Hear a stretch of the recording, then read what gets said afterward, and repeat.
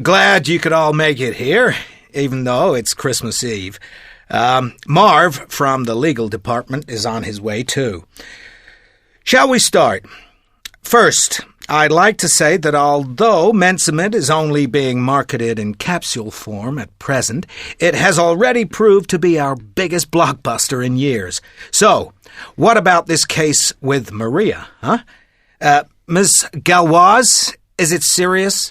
I'm afraid it is. Even though the patient has fully recovered, this is a high-profile case, and Ms. Galois is thinking about going to the press. She did give us approval to call the attending physician to find out what had happened. In addition to what he put in his report, he said it could have been due to her peanut allergy and the chocolate she had eaten, or to other pre-existing conditions. I'm trying to forget what an explosive diva Miss Galois is, both on and off stage. Sorry, I didn't say that. Although the evidence is inconclusive, a reaction to Mensament cannot be completely ruled out. So what were her symptoms? Well, she had a severe inflamed rash all over her body, high blood pressure, a headache, and had reported insomnia beforehand.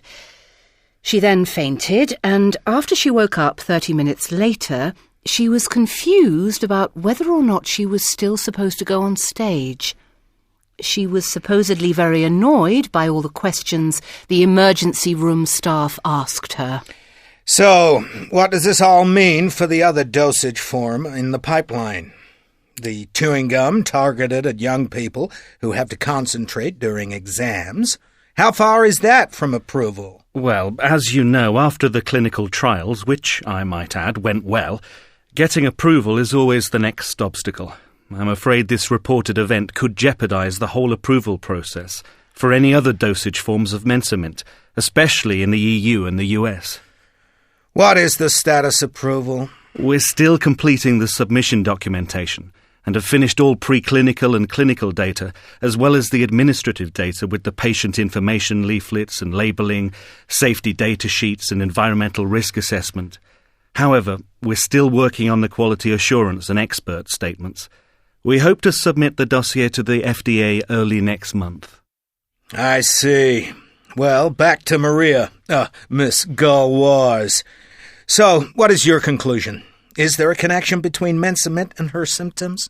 The contraindications and warnings in the PIL clearly state that patients like Ms. Galois, with a history of hypertension, should avoid taking Mensament.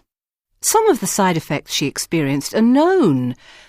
Luckily, after they took her off Mensament, the symptoms seemed to go away. Well, that's good news.